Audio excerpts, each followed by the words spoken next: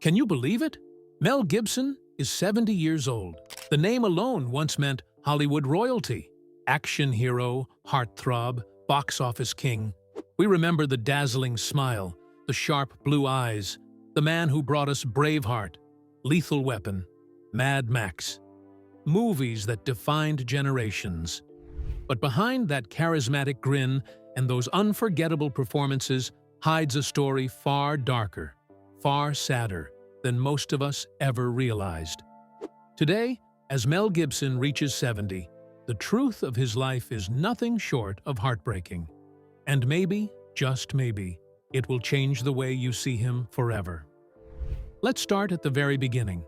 Mel Columcille Gerard Gibson was born in January 1956 in Peekskill, New York, the sixth of 11 children in a devout Catholic family. 11 children, that's almost unimaginable in today's world. His father, Hutton Gibson, was a strict man with unyielding beliefs, and his mother, Anne, was an Irish immigrant with a fierce devotion to faith. When Mel was 12, the family packed their bags and moved all the way to Australia, seeking a fresh start after his father won a small fortune on a game show. A young boy, uprooted from everything familiar, suddenly found himself on the other side of the world.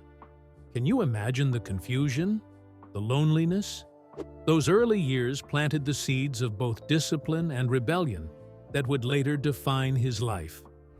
In Australia, Mel discovered acting almost by accident. His sister submitted an application for him to attend the National Institute of Dramatic Art in Sydney. He had no grand dreams of Hollywood, no master plan. But the stage loved him, and audiences loved him back. His raw talent and rugged looks made him impossible to ignore. Before long, he was starring in a low-budget dystopian film called Mad Max. Nobody expected much, until the movie became an international phenomenon. Practically overnight, Mel Gibson went from an unknown kid in Sydney to a global star. Then came Gallipoli, The Year of Living Dangerously, and, of course, the Lethal Weapon series. Audiences couldn't get enough of his charm, his reckless energy, that spark of danger in his eyes. By the mid-1980s, Mel Gibson wasn't just famous. He was beloved. People compared him to legends like James Dean and Marlon Brando. But success can be a dangerous thing. Behind the flashing cameras and red carpets, Mel was already wrestling with demons no one could see. While fans adored his roles, Mel struggled with anxiety, depression, and a growing dependence on alcohol. He later admitted that fame came too fast and too heavy, leaving him drowning in pressure. He would show up to sets hungover. He got into fights. He carried a rage he couldn't explain. In interviews, he confessed that at the height of his fame, he contemplated ending it all. "I was looking for a way out," he once said quietly. Can you imagine? The man who seemed to have everything, money, awards, adoring fans, was secretly contemplating the darkest escape of all. And then there were the controversies, the ones that would nearly destroy him. In 2006, a DUI arrest turned into a public scandal when Mel was recorded making anti-Semitic remarks. The fallout was immediate and brutal. Hollywood turned its back. Friends distanced themselves. Projects vanished overnight. For a man who once ruled the box office, it was a shocking, humiliating fall. And it didn't stop there. Years later, disturbing recordings of angry voicemails to an ex-girlfriend surfaced, exposing a side of Mel Gibson that horrified the public. The tabloids feasted on every word, every mistake, painting him as a villain. But behind those headlines was a man battling addiction, mental health struggles, and a lifetime of buried pain. Mel later revealed that during those dark years, he drank to numb a storm inside his mind. "I was in a spiral," he admitted. "I didn't care if I lived or died." Isn't that heartbreaking? To think that the same man who gave the world so much joy through his art was quietly drowning in self-destruction. His personal life was equally turbulent. In 1980, Mel married Robin Moore, a woman he met long before fame came calling. Together they had 7 children, a big, lively family that, for a time, seemed like the grounding force he needed. But fame has a way of testing even the strongest bonds. After 26 years of marriage, the couple divorced in 2006, just as Mel's career was unraveling. The divorce settlement was one of the largest in Hollywood history. But the real cost was the loss of a partner who had stood by him through the early years.